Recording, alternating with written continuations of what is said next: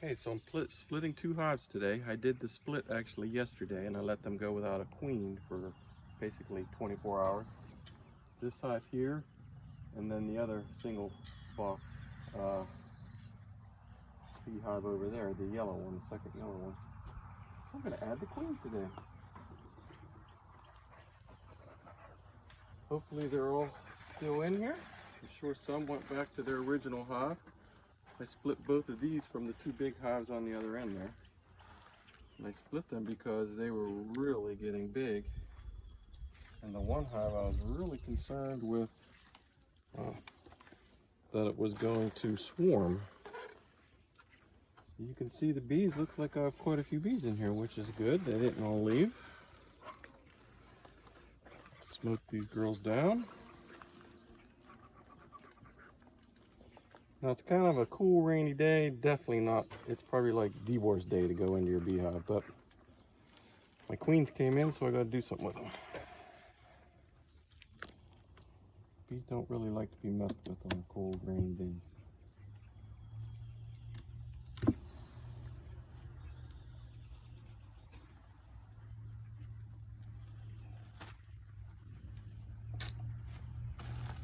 So, I'll try not to mess with them too much.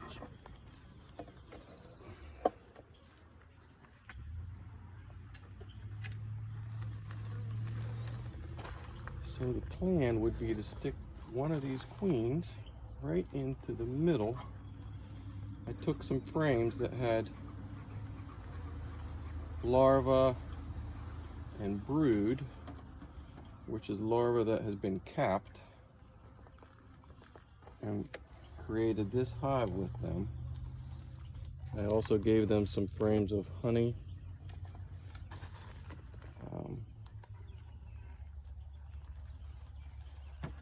and some pollen.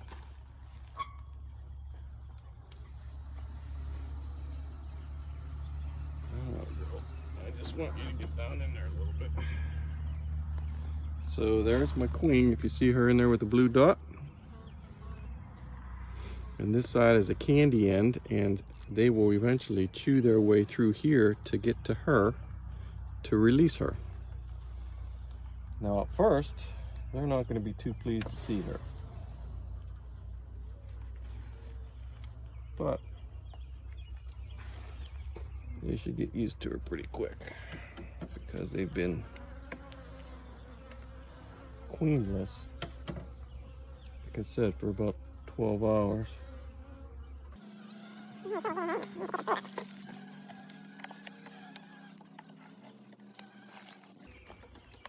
So that's just an empty frame. It has nothing on it. It has some honey. But they'll be able to use that to expand.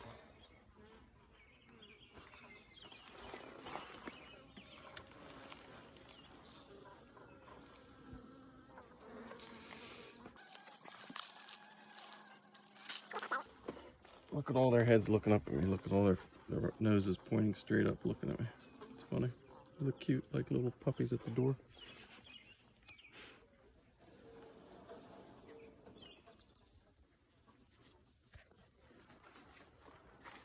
Okay, so that's a frame, and you can see there's brood in there. That's the cap stuff. So.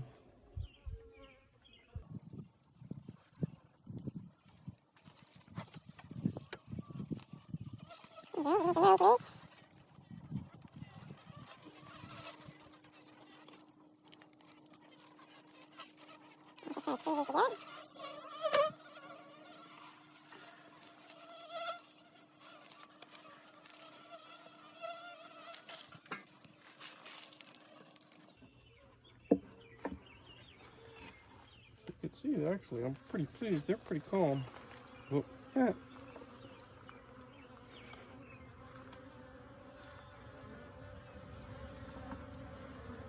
Until I mentioned the word calm.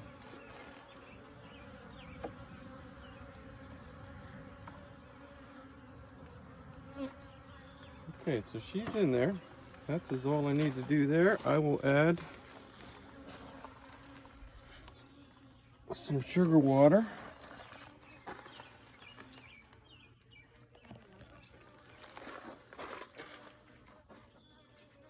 so that they can feed and build up.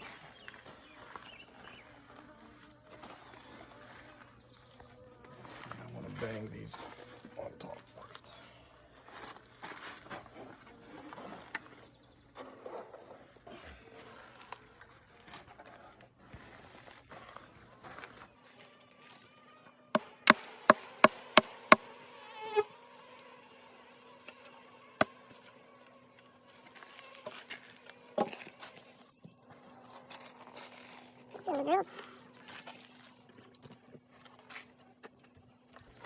So they can climb up into there. There's slots on the bottom there they can climb up to and get to the sugar from the inside, so that they don't have to go outside the hive.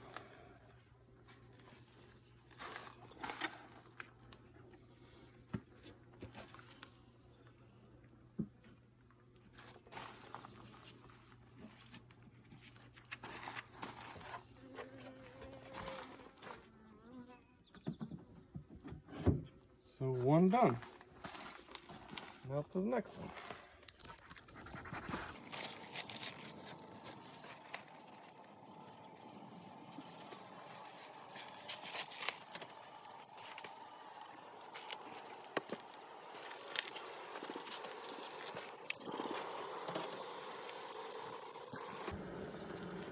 These girls sound pretty excited. Right.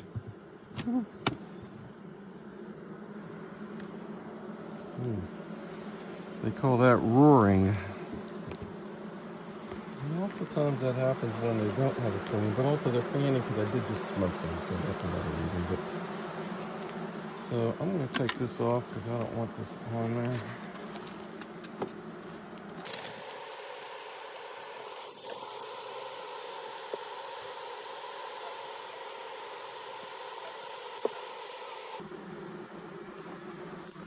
So that's just a pretty, that's honey. That's just a frame of honey. So they'll use that as food until this hive can get stronger and she's laying more eggs. And I'll stick her right in the middle here.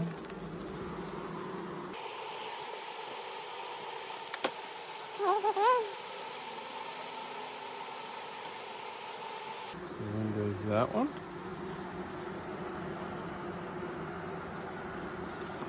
And these are Carniolan Queens. I've never used this type before. All my bees are Russians up until now. And I just figured I'd try a different breed, strain, whatever you want to call it. Russian bees can be kind of a little bit difficult. I've had pretty good luck with them. I've never lost a hive over winter, and that's what a lot of young beekeepers do. So I'm happy about that. And they're real good with mites, but they can just be kind of ornery. So I figured, why not try a bee that's known to be a little bit more gentle, but still also does weather pretty strongly, pretty well.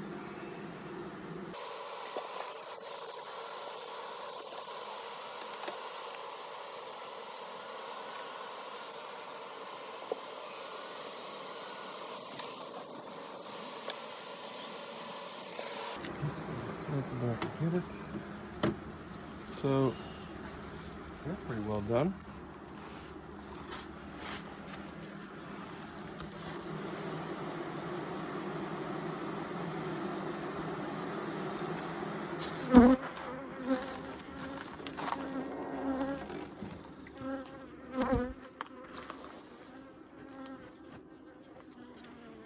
And in this sugar, I put some essential oils like tea tree oil, lemongrass, and wintergreen.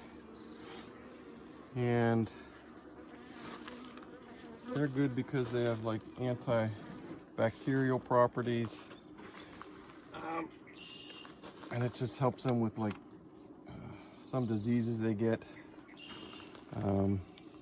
So while they're feeding, I'll treat them naturally.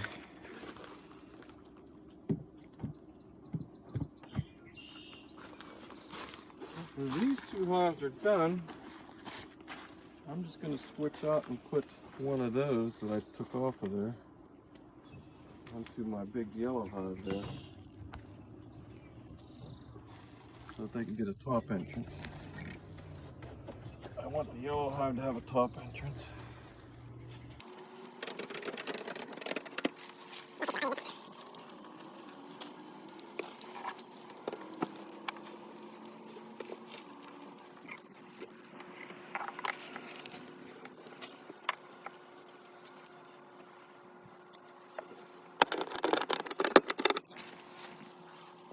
Okay, so I'm sweating like a pig.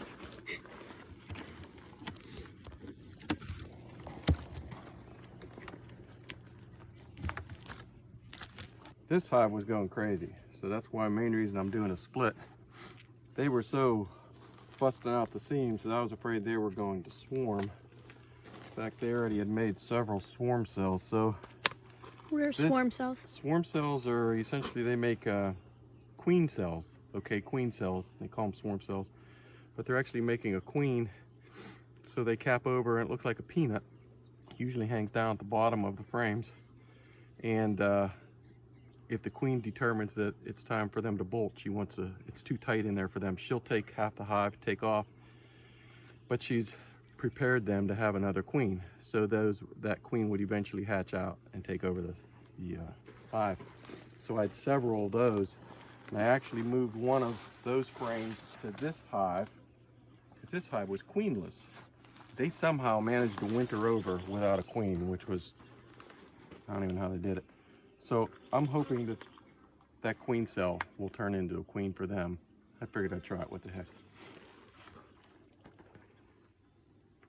Oh, this one does have a top entrance.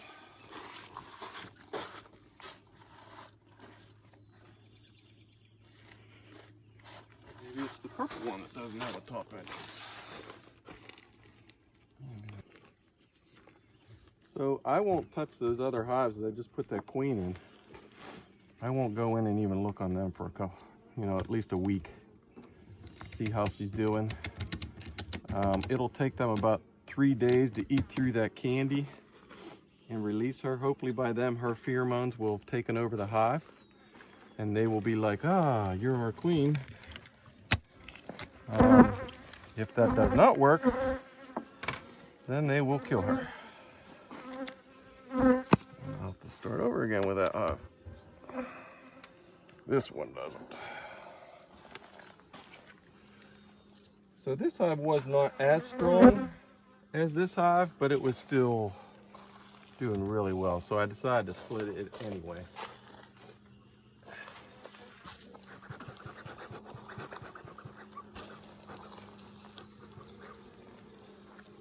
They say honeybees are a very curious little insect. And I do know they try to check everything out on me at times. So I'm just adding this on here, and you can see there's a little hole in the front. And they can use that hole, instead of having to climb in the front and climb up through 2 hive boxes, deep boxes, they can just take a shortcut and head straight to the top.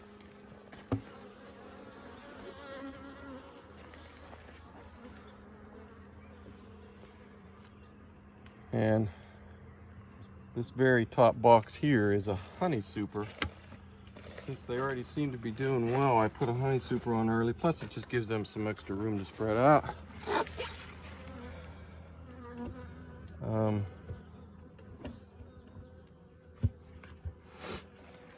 So they'll just be able to fly straight in and deposit the nectar and stuff and the pollen that they're getting, and instead of having to climb all through the hive.